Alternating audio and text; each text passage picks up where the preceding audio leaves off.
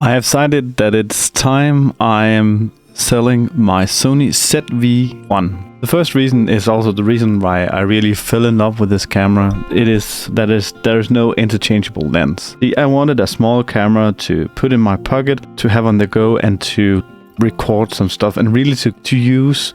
I bought this when we, at a period of our time, lived at a vacation home because we were in the middle of building this house. Now I have my office and I have the house here. Since then I have actually not been using this camera more than just some time to time as a top-down camera. But I feel the image quality is just not as good as I wanted it to be.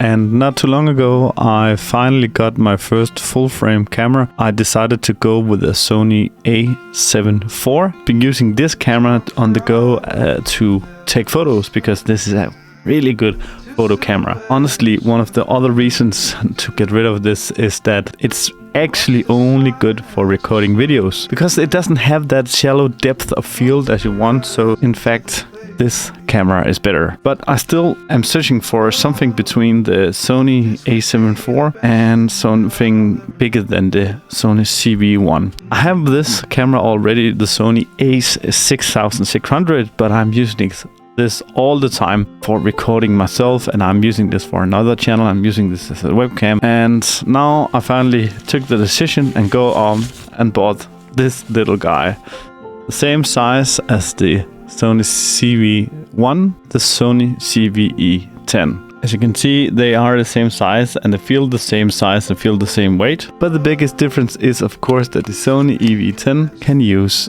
all my Sony lenses. And I know I made a video about why it would be stupid to buy the Sony ZV-E10 because the Sony A6600 already existed. But the Sony ZV-E10 is half the price.